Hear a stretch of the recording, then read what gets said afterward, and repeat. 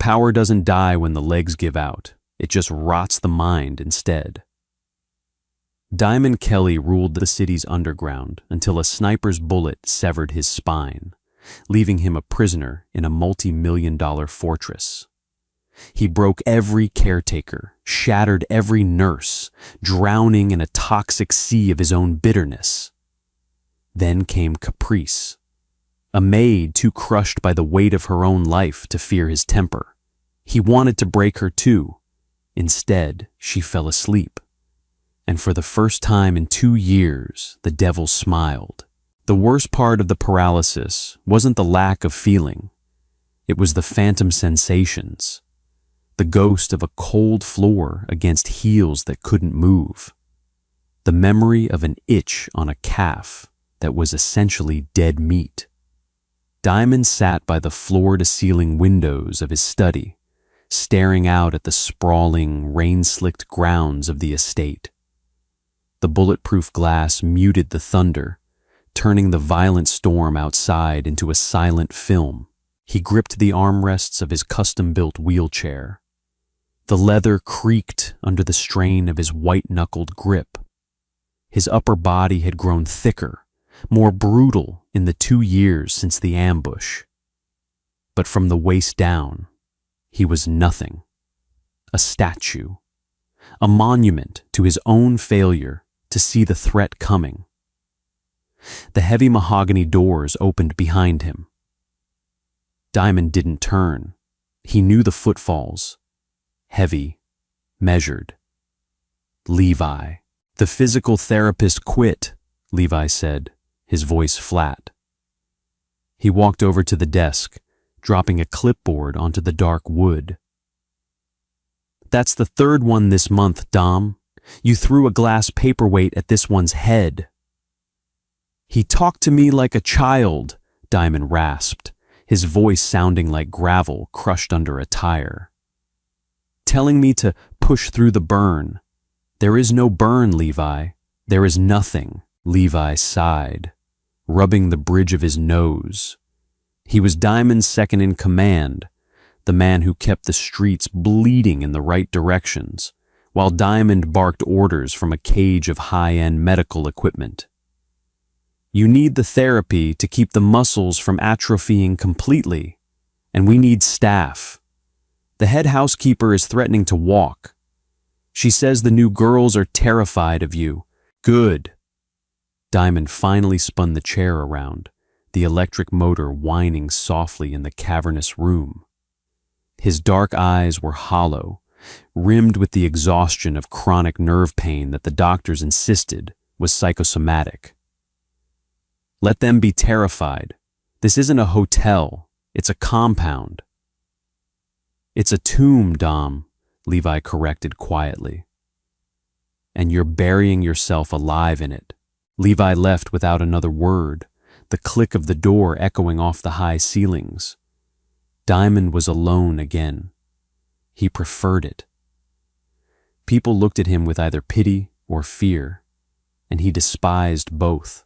Downstairs, in the sterile, fluorescent-lit industrial kitchen of the estate, Caprice Thompson was tying a cheap canvas apron around her waist. Her hands shook, not from fear, but from a profound, bone-deep exhaustion. She had worked a 9-hour shift at a diner across town before taking the 2 buses required to reach the gated community where the Kelly estate loomed like a modern-day fortress. She was 26, but her eyes held the dull, flat gaze of someone decades older. Medical bills, a mother in a memory care facility, debt collectors who called at 3 a.m. Caprice didn't care that the man who owned this house was a criminal. She didn't care about the armed men patrolling the perimeter in the pouring rain. She only cared about the $30 an hour they were paying for night shift cleaning. Don't look him in the eye, Mrs. Higgins, the head housekeeper, warned as she handed Caprice a bucket of cleaning supplies. Don't speak unless spoken to. If he starts yelling, just leave the room. Mrs. Higgins paused, searching for a polite word. "He is very unwell." Caprice took the heavy bucket. The handle bit into her calloused palm. "Where do you want me to start?" Mrs. Higgins blinked, taken aback by the lack of reaction. "The East Wing, his quarters. The nurses usually clean it, but, well, we don't have a nurse tonight. Just dust, mop, and change the linens in the spare room. Do not touch his medical equipment." Caprice nodded, turning away before the older woman could say anything else. She lugged the supplies up the sweeping marble staircase. Her knees popped. Her lower back throbbed with a dull ache. She was so tired she felt nauseous. She pushed open the double doors to the East Wing. The air up here was different, heavy, stifling. It smelled of expensive cologne, sterile alcohol wipes, and stale air. She moved methodically, letting the physical labor numb her brain. Spray, wipe, polish, wring the mop, repeat. She was wiping down the baseboards in the long hallway when she heard the mechanical hum. She paused, the damp rag in her hand. Diamond wheeled out of his study, stopping abruptly when he saw her. He was a terrifying figure. Broad shoulders, a sharp, unshaven jaw, and eyes that looked like they could strip the paint off the walls. He wore a dark tailored shirt, the sleeves rolled up to reveal thick forearms mapped with ink and scars. He stared down at her where she knelt on the floor. "Who the hell are you?" he snapped, his voice sharp enough to draw blood. Caprice didn't flinch. She just looked up at him, her expression completely blank. She slowly pushed a strand of dull brown hair out of her eyes with the back of a damp wrist. "Caprice," she said, her voice hoarse from disuse. "Night cleaning." She looked back down at the baseboard and resumed wiping. Diamond sat frozen in his chair. It wasn't just that she hadn't cowered. It was the way she looked at him. There was no pity. There was no fear. It was worse. It was absolute, crushing indifference. She had looked at him the way one looks at a piece of furniture that needs dusting. "I didn't tell you to keep working," he barked, rolling the chair closer. Caprice stopped again. She rocked back on her heels, letting out a slow, shallow breath. She looked up at him once more. Her eyes were sunken, ringed with heavy purple shadows. Her skin was sallow, devoid of any light. "Do you want me to stop working?" she asked, her tone entirely devoid of sarcasm. It was a genuine, exhausted question. "Because if I stop, I don't get paid. And if I don't get paid, I can't be here." Diamond's jaw tightened. He opened his mouth to fire her on the spot, to yell, to demand she leave his sight. But the words died in his throat.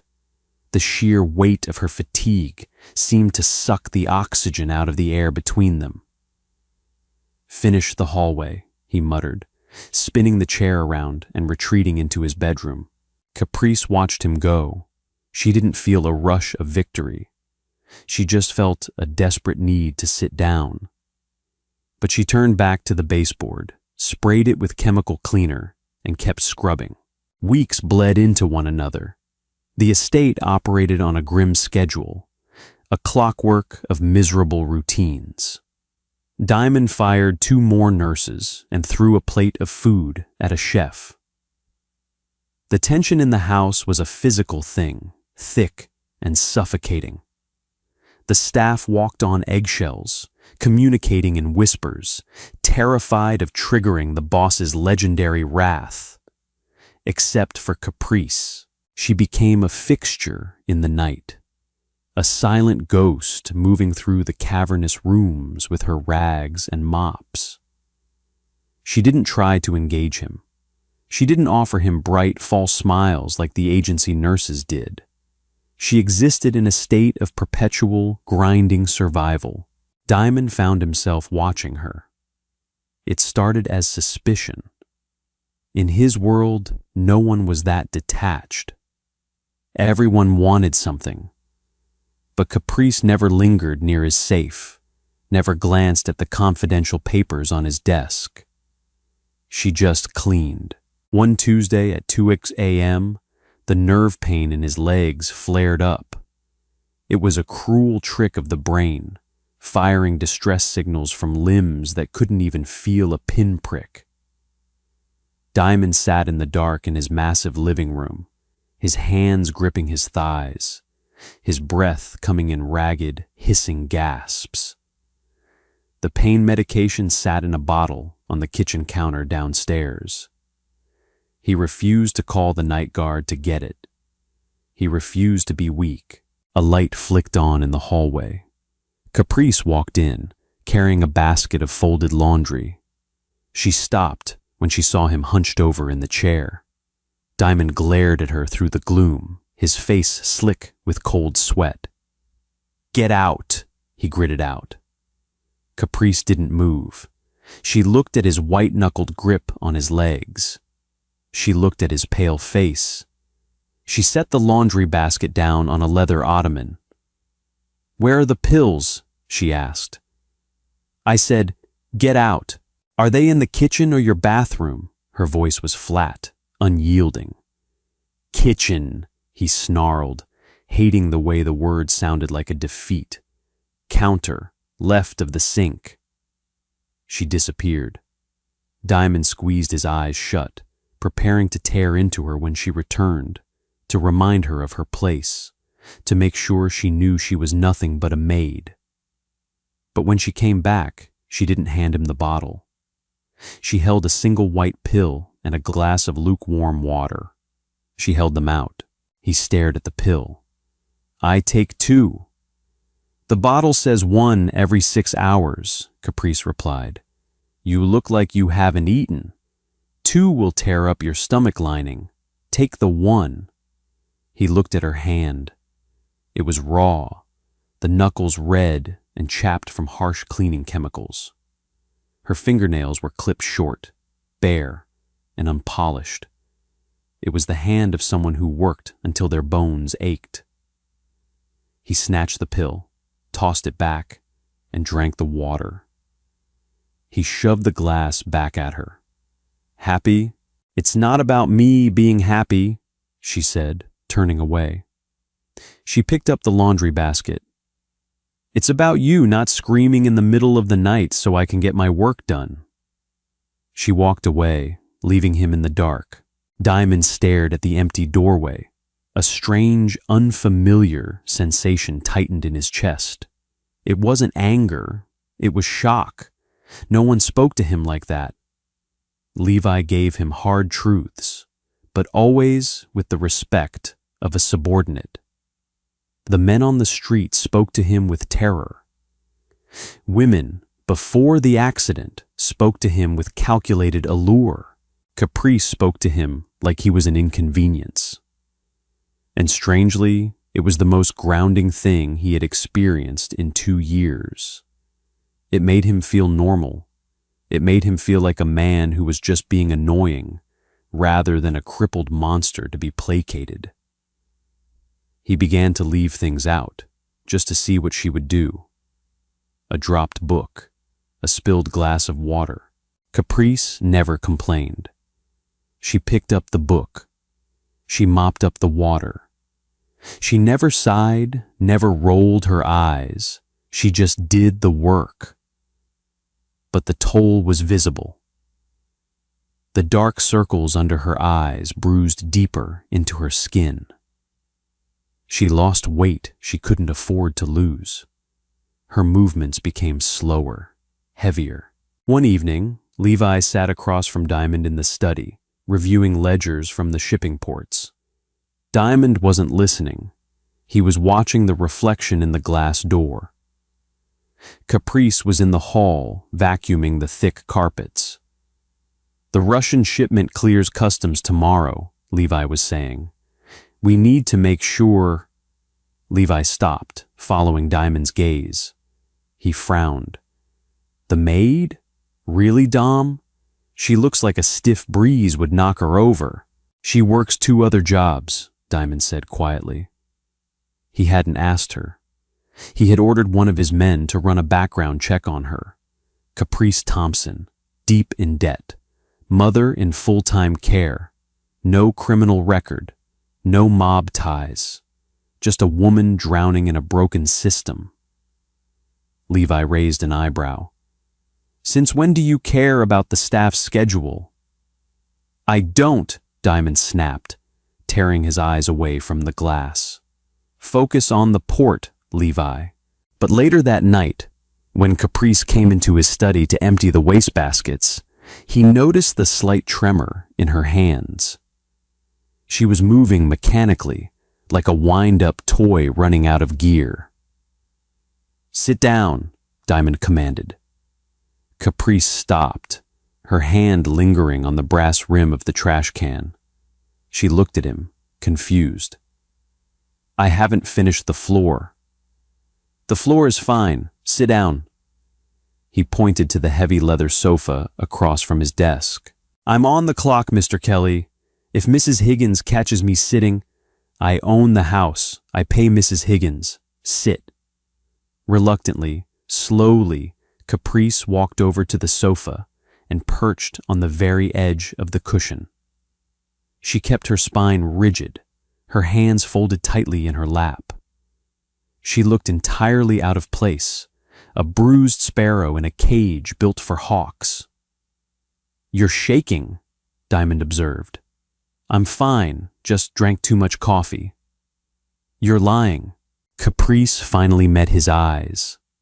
For a fraction of a second, the numb veil lifted, revealing a flash of deep, desperate anger. Does it matter? Does it change whether this trash gets emptied? No, so let me do my job. Diamond leaned forward in his chair. Why do you push yourself like this? The debt? Your mother? Caprice froze. The color drained completely from her already pale face. You looked into me. I look into everyone who has access to my home. She stood up abruptly, her breathing hitched. I need this job. I don't steal. I don't pry. Please don't fire me because I'm tired. I can do the work. It was the first time she had shown fear.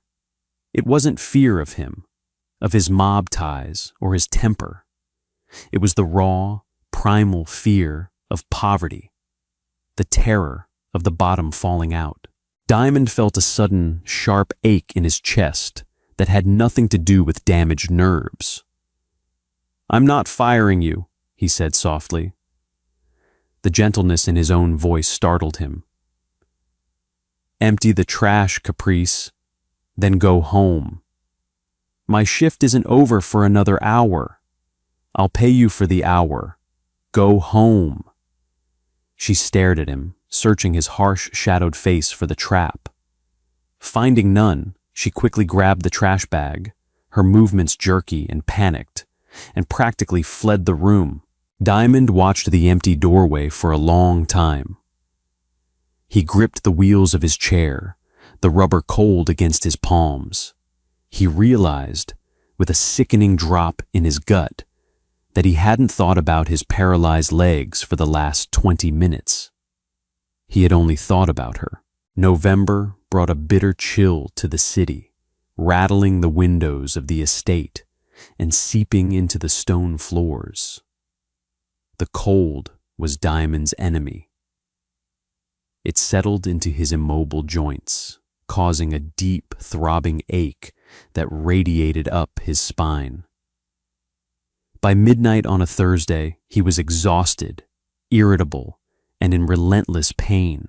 He was in the study, going over security footage from one of their front businesses. The blue light from the monitors cast sharp, skeletal shadows across his face. He rubbed his temples, a headache blooming behind his eyes. The door opened softly. Caprice slipped in, carrying a tray with a fresh pot of coffee and a glass of water. She didn't announce herself. She never did. She moved to the side table, setting the tray down without letting the porcelain clink. She looked worse tonight. The shadows under her eyes were practically bruised, her skin translucent. She moved with a heavy, dragging limp, favoring her left leg. "What happened to your knee?" Diamond asked, his eyes fixed on the monitors, though his attention was entirely on her. "Slipped on the ice outside the diner," Caprice murmured, pouring the coffee. "It's fine. You shouldn't be walking on it. I have to walk to clean." She brought the mug to his desk, setting it down precisely on a coaster. She turned to leave, but she stumbled. Her bad knee buckled. She caught herself on the edge of the heavy oak desk, her breath catching in a sharp gasp. Diamond's arm shot out instinctively, his hand wrapping around her wrist to steady her. His grip was iron tight. He felt the delicate bird bones of her wrist, the racing pulse beneath the cold skin. Caprice froze. She didn't pull away, but she didn't look at him either. She just stared at his hand on her wrist. "Sit," Diamond ordered, his voice low. "Mr. Kelly." "I said sit, Caprice."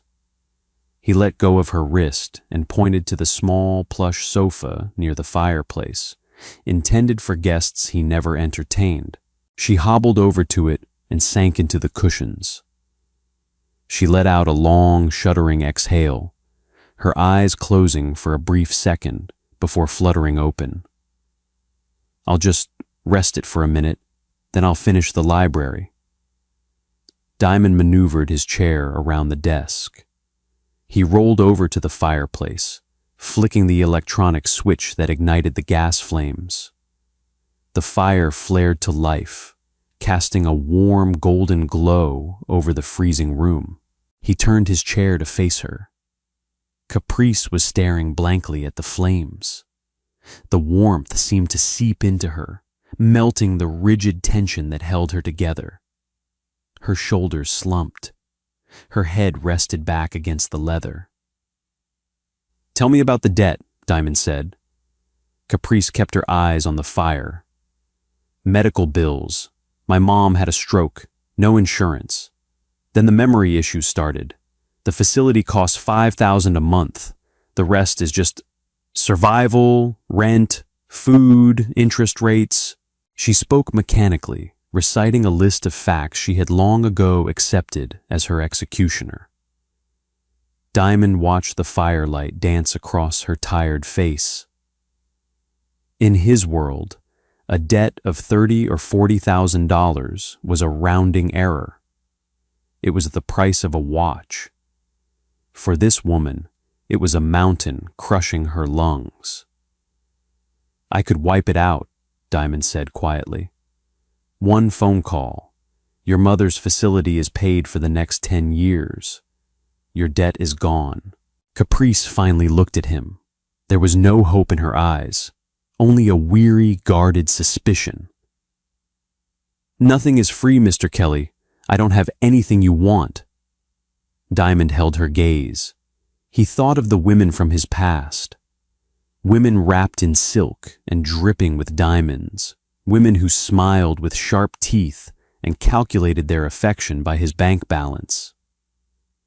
He looked at Caprice in her cheap canvas apron, her hands ruined by bleach, her face hollowed out by sacrifice. "You underestimate your worth, Caprice." She shook her head slowly. "I'm just tired. I don't want to play games." "It's not a game." "Then what is it? Pity?" She let out a dry, humorless laugh. "I don't want your pity. I just want to do my job." She placed her hands on her thighs, preparing to push herself up. But the warmth of the fire, the quiet of the room, and the relentless, crushing fatigue of her week finally won.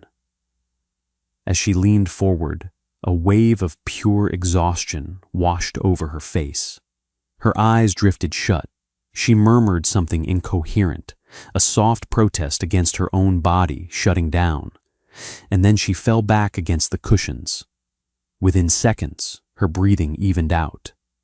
The deep, heavy rhythm of true, exhausted sleep.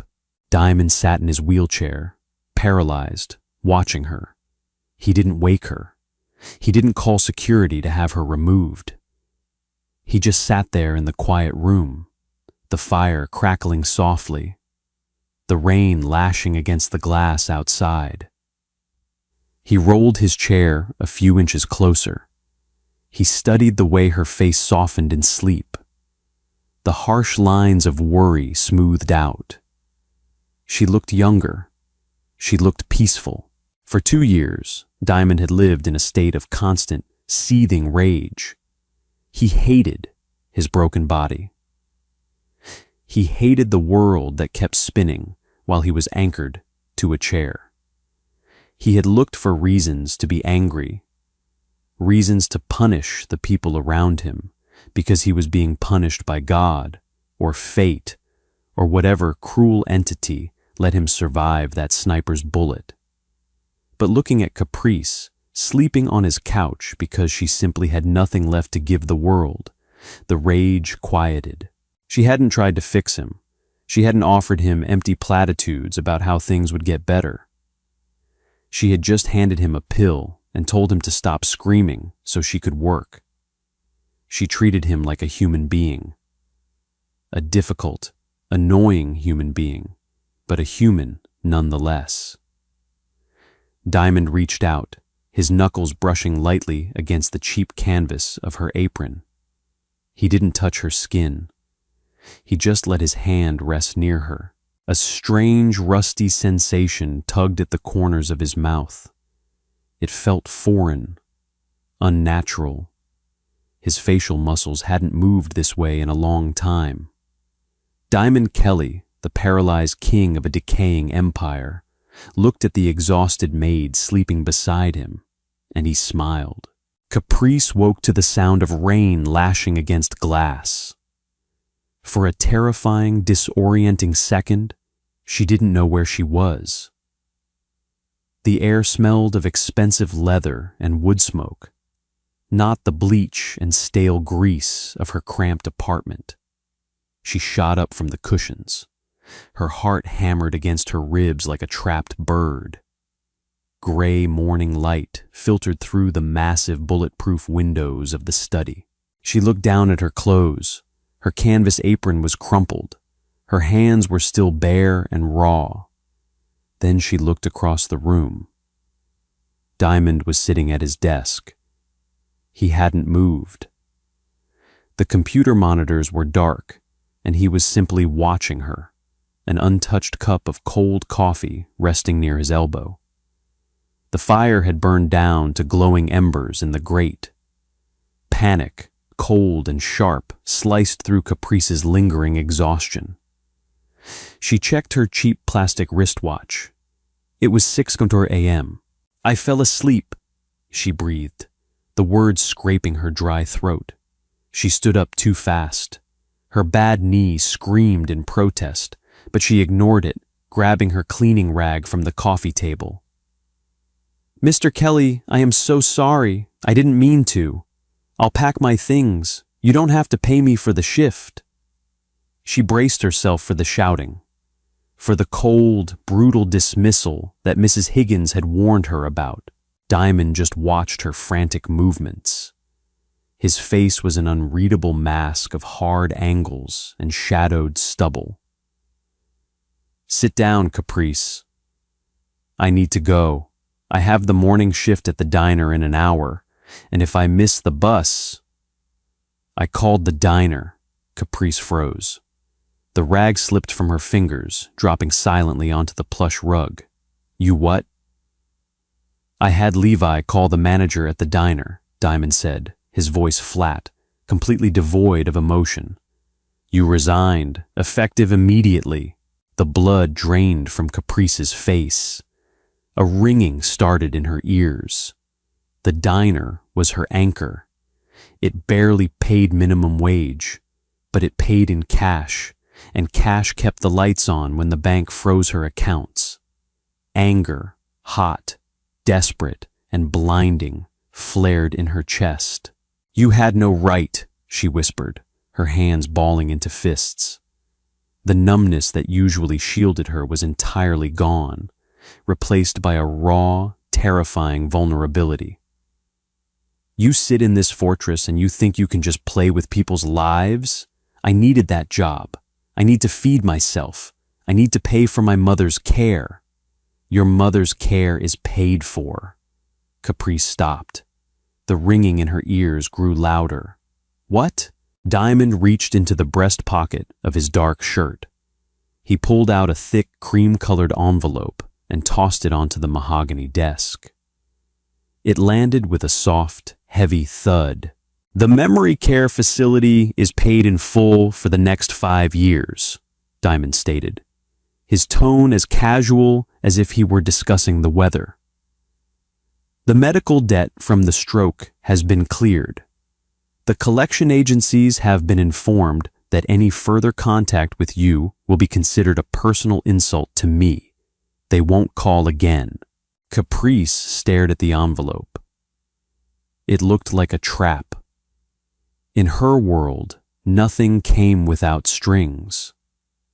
If a man like Diamond Kelly paid your debts, he owned you.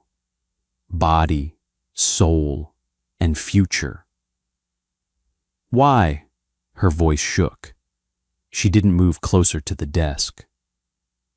"I don't have anything to give you. I won't do illegal work. I won't run drugs. I won't hide guns. And I won't sleep with you." Diamond let out a harsh, barking laugh. It held no humor, only a bitter edge that cut through the quiet room. He gestured sharply to his paralyzed legs. "I am a cripple, Caprice. I'm not looking for a bedmate. And I have hundreds of men who handle my business. I don't need a tired maid to run guns." "Then why?" she demanded, stepping forward. "Why would you do this?" Diamond looked at her. He saw the fierce, cornered animal panic in her eyes. He couldn't tell her the truth. He couldn't tell her that watching her sleep was the first time in 2 years he had felt an ounce of peace.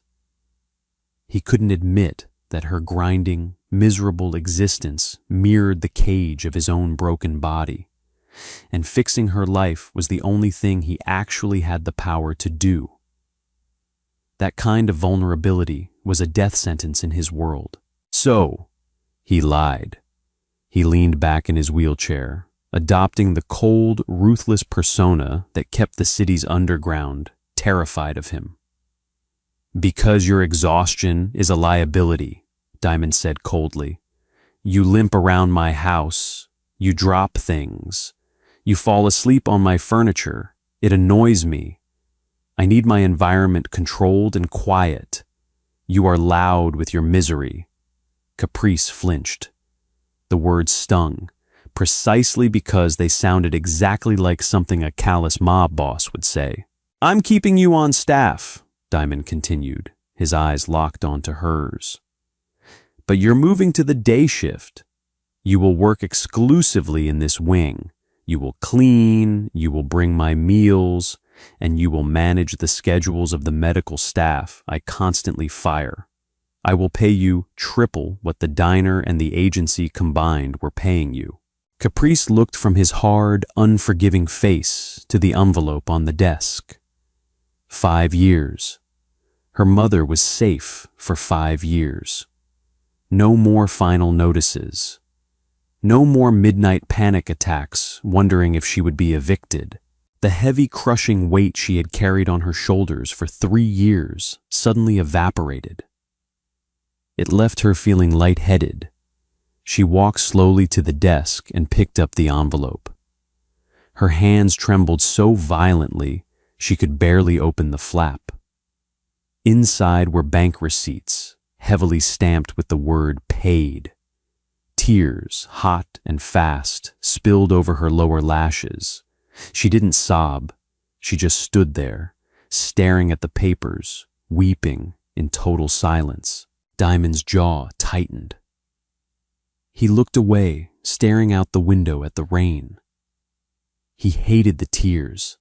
They made him feel a dangerous, unfamiliar urge to comfort her. "Wipe your face, Caprice," he muttered gruffly. "Shift starts at 8. The dynamic of the estate changed overnight." Caprice was no longer a ghost haunting the night shift. She was a permanent fixture in the East Wing. She traded the cheap canvas apron for neat, dark trousers and simple blouses. With the crushing debt gone and actual sleep returning to her routine, the sallow grayness faded from her skin. But proximity to Diamond Kelly meant proximity to his world. She saw the men in dark suits who arrived at all hours, their coats bulging suspiciously at the ribs. She heard the muted, violent arguments behind closed study doors. She learned quickly how to pour coffee and disappear when words like shipment, territory, and retaliation were thrown around. Levi Ward watched her with barely concealed suspicion. One afternoon, while Diamond was on a secure phone call, Levi cornered Caprice in the industrial kitchen.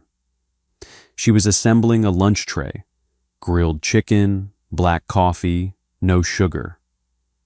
"He doesn't do charity," Levi said, leaning against the stainless steel counter. He crossed his thick arms, his dark eyes tracking her movements. "Dom doesn't wipe out 50 grand in debt because someone looks tired." Caprice didn't look up from the tray. She had learned not to cower from the men in this house. "You should ask him why he did it then." "I just work here, Mr. Ward." "I did ask him," Levi replied flatly. "He told me to mind my business, which makes it exactly my business. You're a distraction. He's making careless decisions. He let a rival crew take 2 blocks in the South End last week because he was too busy yelling at an architect about redesigning the East Wing ramps."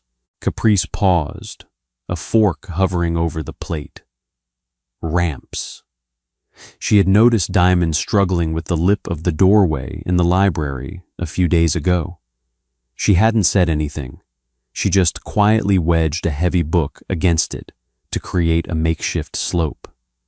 He had noticed. "I clean his rooms and bring his food," Caprice said, picking up the tray. "I don't run his territory. If he's losing blocks, that's your failure, not mine." Levi stepped into her path. The air chilled. "Watch your mouth. You think because he bought your debt, you're untouchable? You're a pet, Caprice, a stray he felt sorry for. The second you become a liability, I'll remove you myself." Caprice looked him dead in the eye. "I've been a liability to everyone I've ever met, Levi. Take a number." She sidestepped him and walked out of the kitchen. Her heart was racing, but her spine remained perfectly straight. The real shift in their dynamic didn't happen during the day. It happened during the violent, unpredictable flares of Diamond's nerve pain. It was a Tuesday evening. A heavy snowstorm had blanketed the city, dropping the temperature into the single digits. Caprice was in the private library, categorizing a stack of ledgers, when she heard the crash. She dropped the books and ran to the study. Diamond was on the floor. His wheelchair was tipped on its side, the wheels spinning lazily in the air. He had dragged himself halfway to the desk, his massive arms shaking with the effort, his face contorted in a snarl of pure agony. His legs dragged behind him, dead, useless weight. Caprice rushed forward. "Don't touch me," Diamond roared, his voice feral. He swiped an arm out, knocking a heavy bronze lamp off a side table. It shattered against the wall. He was drowning in a phantom fire. The severed nerves in his spine were sending chaotic, agonizing signals to his brain, convincing him his legs were being crushed in a vice. Caprice ignored him. She didn't run for the guards. She didn't call the on-staff medic who usually sedated him. She dropped to her knees beside him. "Get away from me!" He grabbed her wrist, his grip bruising, trying to shove her back. "No!" Caprice used her free hand to grab his shoulder. "Breathe. You're not on fire. You're in your study. It's snowing outside. Look at me." Diamond's chest heaved. Sweat soaked his shirt. "It burns," he choked out, the admission tearing through his pride like a serrated blade. "It's tearing me apart." "It's fake," Caprice said, her voice firm, anchored. "Your brain is lying to you. Look at your legs, Diamond." It was the first time she had used his first name. He squeezed his eyes shut, his jaw locked in a grimace. Caprice shifted closer. She didn't offer empty comforts. She simply offered a physical anchor in the room. She pressed both her hands flat against his heaving chest, right over his racing heart. "Feel my hands," she commanded. "Focus on the pressure. Count my breaths." She inhaled deeply, exaggerating the rise and fall of her chest. For a long, agonizing minute, Diamond fought her. He fought the pain, the humiliation of being on the floor, the absolute vulnerability of needing this former maid to hold him together. But the steady, unyielding pressure of her small hands against his chest was the only real thing in a sea of phantom agony. Slowly, his breathing hitched and began to match hers. The manic, panicked look in his dark eyes began to dull, replaced by profound, bone-deep exhaustion. He lay on the rug, staring up at the ceiling, his breathing ragged. Caprice stayed on her knees beside him. She didn't speak. She didn't try to help him back into his chair yet. She just sat with him in the wreckage, letting the silence settle over them. Diamond turned his head to look at her. Her face was pale, but her eyes were steady. She wasn't looking at him with pity. She was looking at him with an intense, quiet understanding. She knew what it was like to have your own body betray you. She knew what it was like to be trapped. "Why didn't you call the medic?" he asked, his voice barely a rasp. "Because he knocks you out," Caprice replied, simply. "And I know you hate losing control more than you hate the pain." Diamond stared at her. The walls he had spent 2 years building around his broken ego cracked straight down the middle. He reached out, his thick, scarred fingers brushing a stray lock of hair behind her ear. The touch was painfully gentle, a stark contrast to the violence he commanded daily. "You're going to be the death of me, Caprice Thompson," he murmured. Caprice didn't pull away from his touch. "We all die, Diamond. Some of us just do it faster than others." The morning after the snowstorm, a heavy, unspoken truce settled over the East Wing. Diamond didn't mention the fact that a former maid had commanded him through a pain flare on the floor. Caprice didn't mention the way his hand had trembled when he touched her hair. They simply returned to the work. But the air between them had shifted. The jagged, hostile edges of Diamond's isolation began to dull. He stopped throwing files when he was frustrated. He started eating the food she brought, abandoning his diet of black coffee and spite. For Caprice, the estate stopped feeling like a terrifying fortress and became something resembling a sanctuary. The crushing fatigue that had defined her 20s was slowly replaced by a quiet, hyper-vigilant energy. She noticed things. When you spend 3 years cleaning up other people's messes while trying to remain entirely unobserved, you learn how to read a room. On a Thursday in late January, the study was thick with the smell of stale cigar smoke and damp wool. Diamond had convened a meeting with his capos. The tension was suffocating. A rival crew, led by a man named Gideon Costa, had been aggressively pushing into the warehouse district. Caprice moved silently around the periphery of the massive room, collecting empty tumblers and refilling coffee cups. The men ignored her. To them, she was furniture, a fixture in a dark apron who didn't possess eyes or ears. Costa is testing the fences, Levi argued, pacing the length of the Persian rug. He wore a dark suit, his tie loosened. He paid off the dock workers to delay our shipments. If we don't push back hard, he's going to think the paralysis went to your head, Dom. He thinks you're weak. Diamond sat behind his desk. He looked dangerous today. The harsh winter light cast sharp shadows across his face. He drummed his fingers on the mahogany, the heavy gold ring on his right hand clinking softly against the wood. If we hit him now, it's a street war, Diamond countered, his voice low and gravelly. I don't want a war over delayed crates. I want to know who let him get to the dock workers in the first place. Sitting opposite the desk was a heavy-set man named Bernardi, one of Diamond's oldest lieutenants. He wiped his sweating forehead with a handkerchief. We checked the foreman, Dom. Nobody talked. Costa just got lucky. Caprice reached past Bernardi to clear a glass. As she did, she caught sight of the heavy-set man's hands. His cuticles were chewed raw, bleeding at the edges. His knee was bouncing with a manic, rhythmic twitch under the table. When Diamond looked at him, Bernardi met his gaze.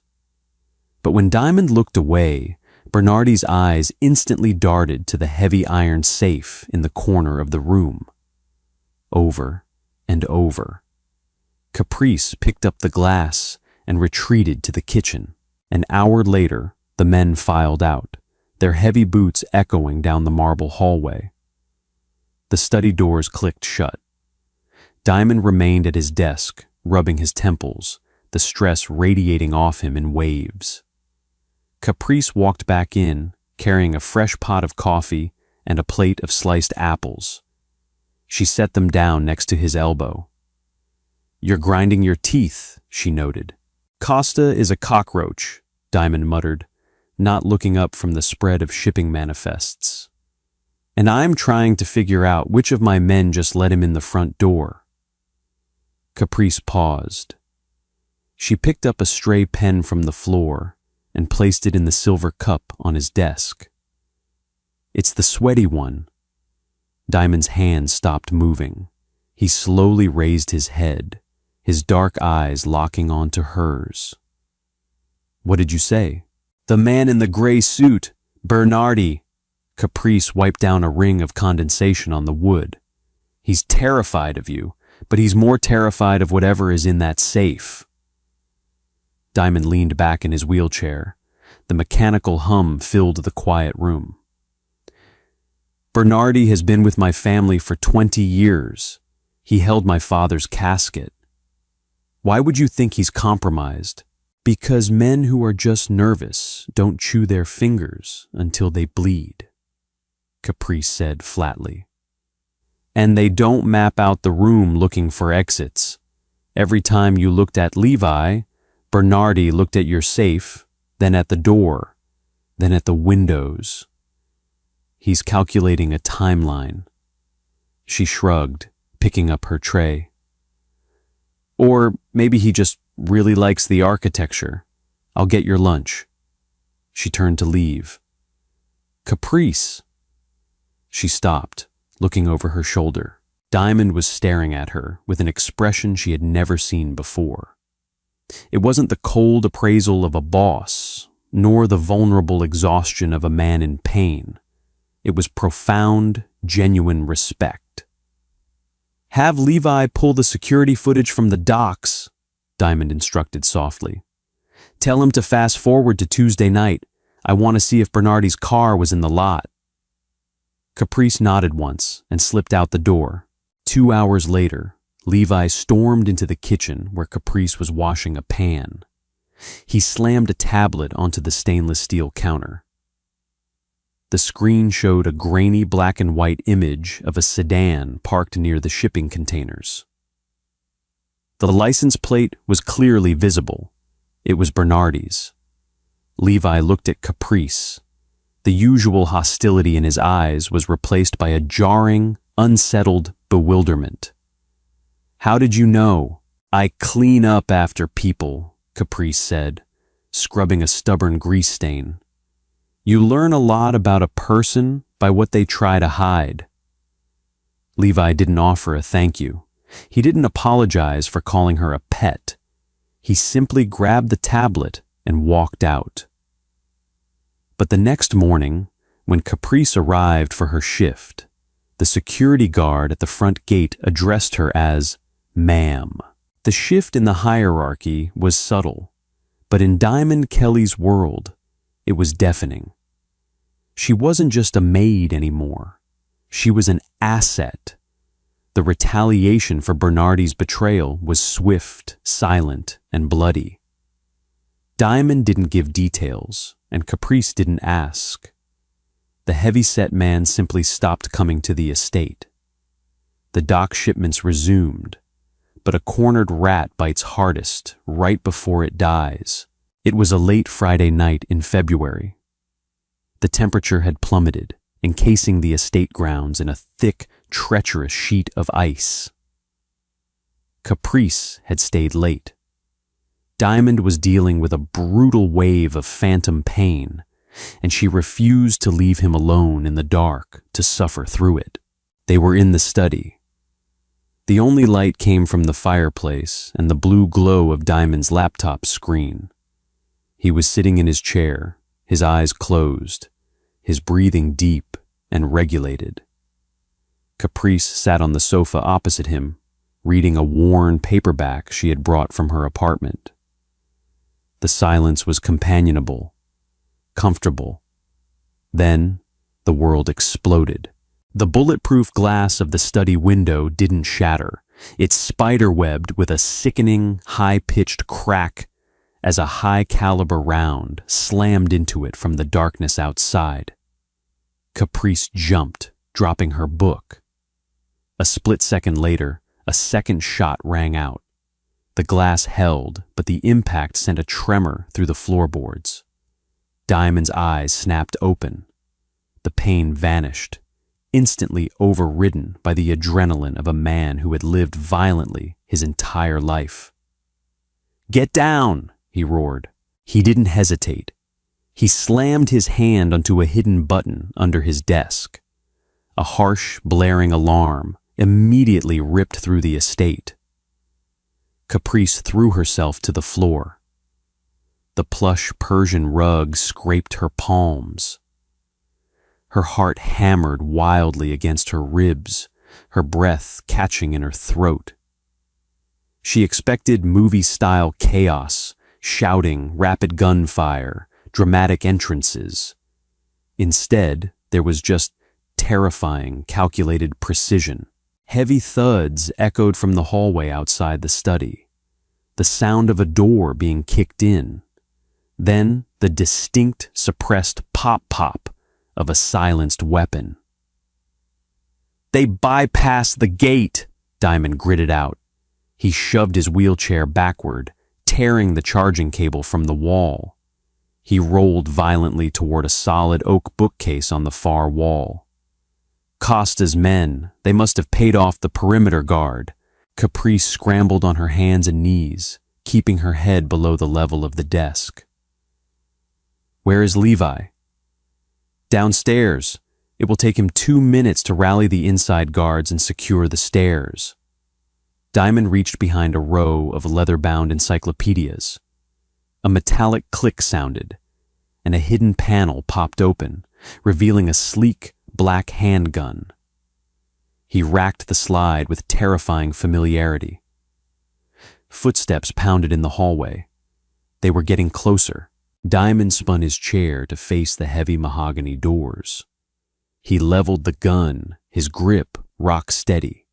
He looked like the monster the city believed him to be. But when he glanced down at Caprice, his dark eyes were wide with a desperate, frantic fear that had nothing to do with his own life.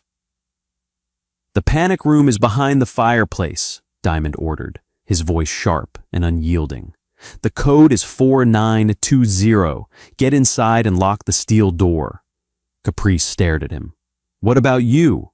"I can't get the chair over the threshold in time. I'll hold the door. Go."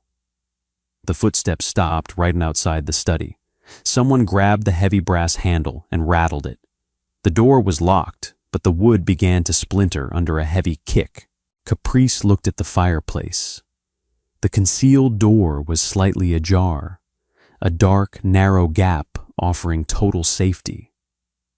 Then she looked at Diamond. He was paralyzed from the waist down. He was a sitting target. If they breached the room, he couldn't take cover. He couldn't run. He could only shoot until they shot him. The door splintered again. A piece of the frame cracked inward. The paralyzing terror in Caprice's chest crystallized into something entirely different. It was the same stubborn, unyielding grit that had forced her onto 2 buses every night for 3 years. She refused to lose the only thing in her life that had treated her like a human being. "I'm not leaving you in the hallway," she snapped. "Caprice, get in the damn room," Diamond roared. "Shut up and cover the door," she yelled back. She crawled behind his heavy oak desk, wedging herself into the narrow space between the wood and the wall, right beside his wheelchair. She reached up, grabbed the heavy fabric of his trouser leg, and pulled. "Lean forward," she ordered. "Keep your upper body behind the desk." Diamond complied instinctively, ducking his massive frame low just as the study door finally gave way. The wood exploded inward, showering the room in splinters. 2 men in dark tactical gear pushed through the threshold. Diamond didn't hesitate. He fired 3 times. The sound was deafening in the enclosed space, a concussive force that rattled Caprice's teeth. The first man dropped instantly, crashing backward into the hallway. The second man dove behind the leather sofa, returning fire. Bullets shredded the air, tearing into the mahogany desk and shattering the plaster on the walls behind them. Wood chips rained down on Caprice's head. She squeezed her eyes shut, pressing her hands over her ears, curling into a tight ball against the wheel of Diamond's chair. Diamond fired twice more, his face a mask of lethal concentration. He tracked the movement behind the sofa, waiting for a clear shot. "Dom!" a voice roared from the hallway. "Levi!" A burst of automatic fire echoed from outside the room. The man hiding behind the sofa slumped forward, sliding off the leather cushions and hitting the floor with a sickening thud. Silence rushed back into the room, broken only by the blaring security alarm and the ragged sound of Diamond's breathing. "Room clear!" Levi shouted, stepping through the shattered doorway. He swept the space with his rifle, his boots crunching on broken glass and wood. "We have the perimeter. Costa's hit squad is down." Diamond slowly lowered his weapon. He didn't look at Levi. He didn't look at the bodies bleeding onto his expensive rug. He engaged the brake on his wheelchair and leaned down. He reached into the dark space behind the desk. His large, scarred hand found Caprice's shoulder. She was shaking violently, her breath coming in short, panicked gasps. He gripped her shoulder, his touch firm and grounding. "Look at me," he commanded softly. Caprice slowly raised her head. Her hair was coated in white plaster dust. A small cut on her cheek trickled blood. Diamond's chest ached with a sudden, violent intensity. He had ordered her to run. He had given her a free pass to save herself. And she had crawled into the line of fire to drag him into cover. "I told you to get in the safe room," he said, his voice ragged. Caprice wiped the dust from her eyes. The adrenaline crash was hitting her, but her voice was surprisingly steady. "I told you I wasn't leaving you. I don't break my word." Diamond stared at her, the reality of his violent world and the fierce, protective loyalty of the woman kneeling in the ruins crashing over him at once.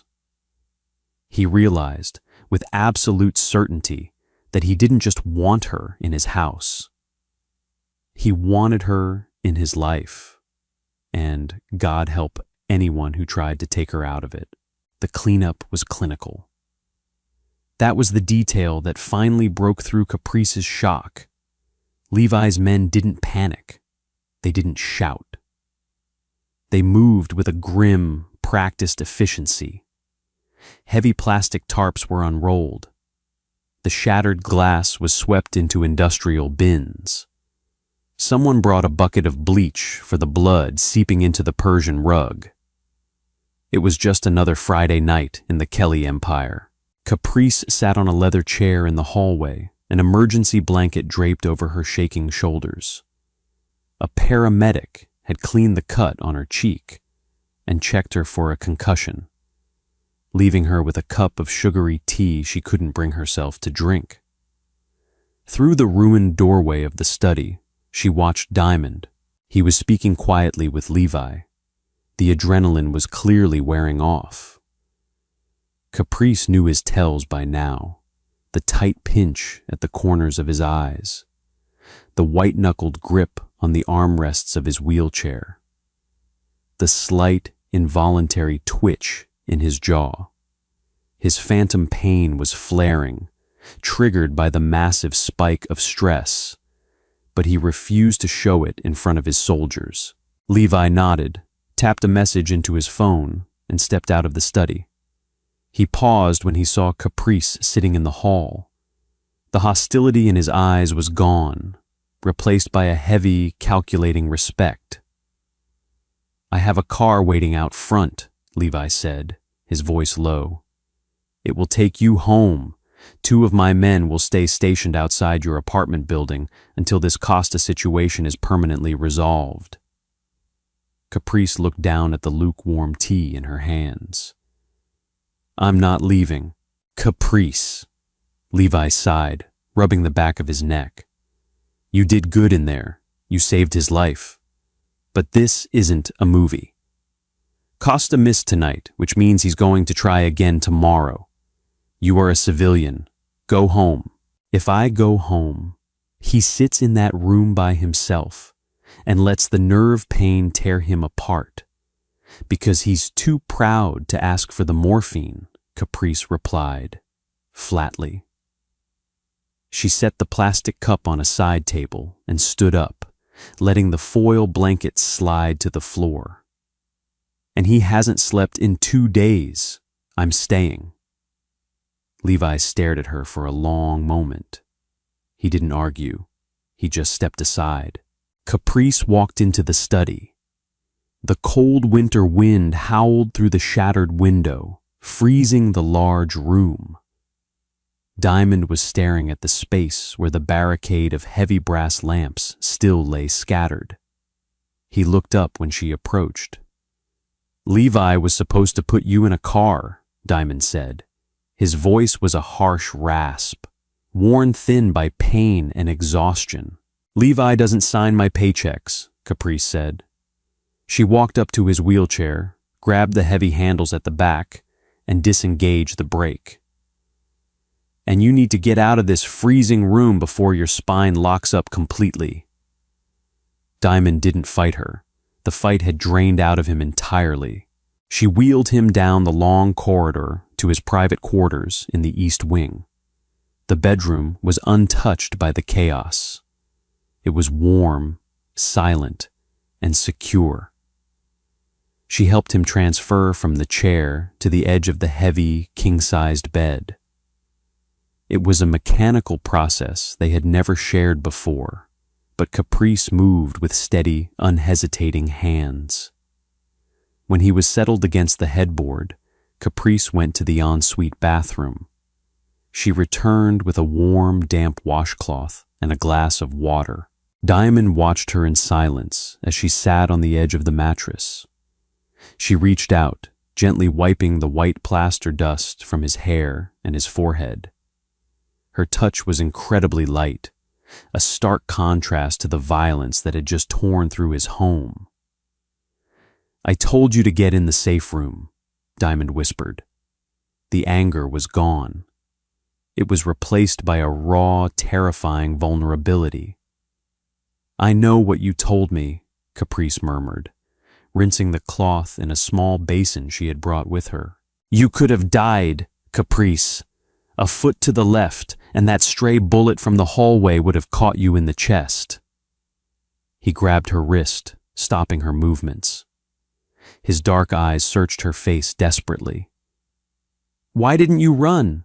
Caprice looked down at his large, scarred hand wrapped around her small wrist. "Because my whole life, people have walked away when things got hard. My father, the banks, the doctors, everyone runs." She met his gaze, her eyes fierce and entirely devoid of fear. "I don't run, and I wasn't going to let you die alone in that room." Diamond's breath hitched. He reached up, his free hand cupping her jaw. His thumb brushed over the small white bandage on her cheek. "I am a paralyzed man with a target on my back," he said, his voice trembling slightly. "I drag death and misery behind me like a shadow. I am the last thing in this world you need." "Stop telling me what I need," Caprice said softly. "I'm 26 years old. I survived poverty. I survived watching my mother lose her mind. I survived you throwing glass paperweights at the walls. I can survive a few bullets." She leaned in, closing the distance between them. When their lips met, there was no hesitation. It wasn't a gentle, tentative kiss. It was desperate. It tasted of plaster dust, adrenaline, and profound relief. Diamond's hand slid into her hair, pulling her closer, anchoring himself to the only real, solid thing in his fractured world. Caprice wrapped her arms around his broad shoulders, holding him tight. She didn't feel a broken mob boss. She felt a man who had finally stopped fighting his own survival. They broke apart, both breathing heavily in the quiet room. Diamond rested his forehead against hers. "Stay," he breathed. "I'm right here," Caprice promised. 3 days later, the estate was a fortress. The shattered glass in the study had been replaced with reinforced steel shutters. The perimeter guards had been tripled, and Gideon Costa was dead. Levi didn't give the details, and Caprice didn't ask for them. She only knew it was over when the suffocating tension finally lifted from the house, and the men in dark suits stopped pacing the hallways. It was a Tuesday afternoon. The winter sun cast long, pale shadows across the pristine carpets of the newly repaired study. Caprice was wiping down the mahogany desk, moving methodically, the smell of lemon polish masking the lingering metallic tang of cordite. The door opened. Diamond wheeled in. He wore a crisp dark shirt and a tailored suit jacket, looking every bit the untouchable king he was. But the harsh, bitter lines around his mouth were gone. He rolled up to the desk and stopped. He watched her wipe down the wood for a moment. Then he placed a manila folder on the desk. Caprice stopped cleaning. She looked at the folder, then at him. "What is this?" "Open it." She set her rag down and flipped the thick cover open. Inside was a deed to a house in a quiet, affluent suburb across the state line. Beneath it was a bank statement showing a newly opened account in her name, holding a sum of money with more zeros than she had ever seen in her life. At the very bottom was a new identity file, a passport, a driver's license. Caprice stared at the documents.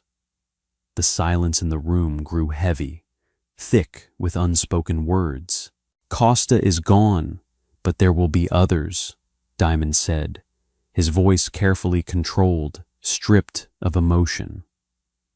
"There is always another ambitious rat looking to take a piece of the city. That night in the study, it will happen again, next month, next year.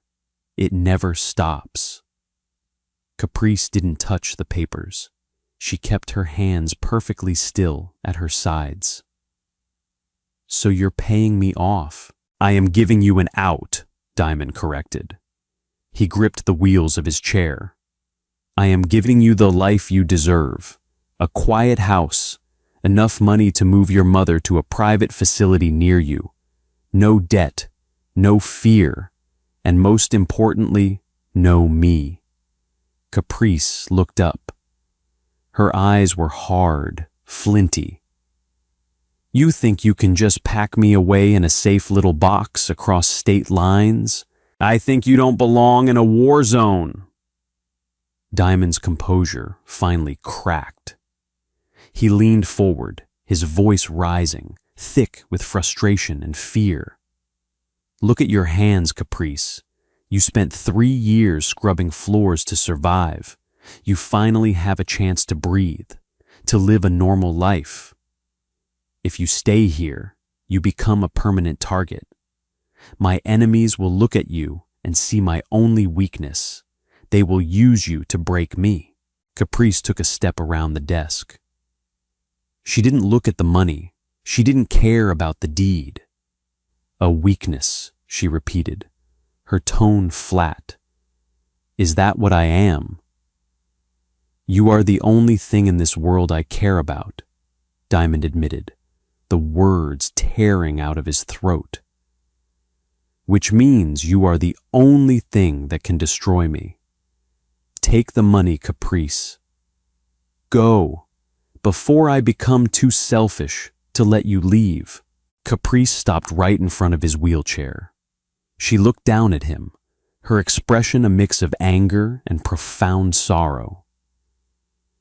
"You think you're protecting me," she said quietly, "but you're just doing the exact same thing you did when your legs stopped working. You're building a wall. You're pushing away the only good thing in your life because you're terrified of losing it." Diamond looked away, his jaw clamped shut. Caprice reached out and grabbed his chin, forcing him to look at her. Her grip was firm, unyielding. "Listen to me very carefully, Diamond," she said, her voice dropping to a fierce whisper. "I don't want a quiet house in the suburbs. I don't want a fake name, and I don't want a normal life." She let go of his chin and picked up the manila folder from the desk.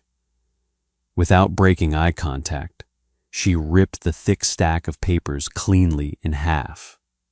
Then she ripped it again, dropping the shredded pieces of her perfect escape into the brass wastebasket. Diamond stared at the torn paper, stunned. "I spent my entire adult life being powerless," Caprice continued, stepping into the space between his knees, resting her hands on his broad shoulders. "Being told what I owed, where I had to be, what I had to endure. I am finally exactly where I want to be. I choose you, the paralysis, the targets, the madness, all of it." Diamond reached up, his large hands gripping her waist. He looked up at her, the walls of his cynical, hardened soul completely crumbling. He saw the absolute certainty in her tired, beautiful eyes. She wasn't a maid anymore. She wasn't a victim. She was his equal, his partner, his anchor. "If you stay," Diamond warned, his voice a low, ragged rumble, "there is no walking away. I will never let you go." "Good," Caprice whispered.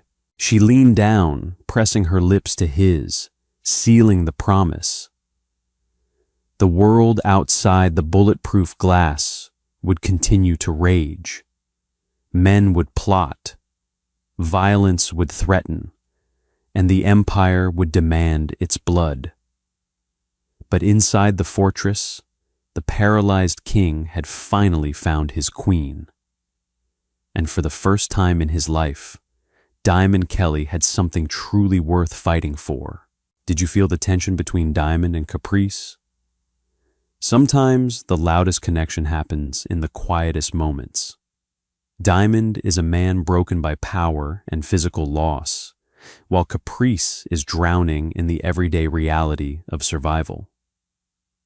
Their worlds couldn't be more different, yet they both understand what it means to be trapped. If you want to see how this slow-burn mafia romance unfolds and what Diamond does next to protect Caprice, make sure to hit that like button. Share this story with your friends who love a gritty, grounded romance. And don't forget to subscribe to the channel so you never miss a part.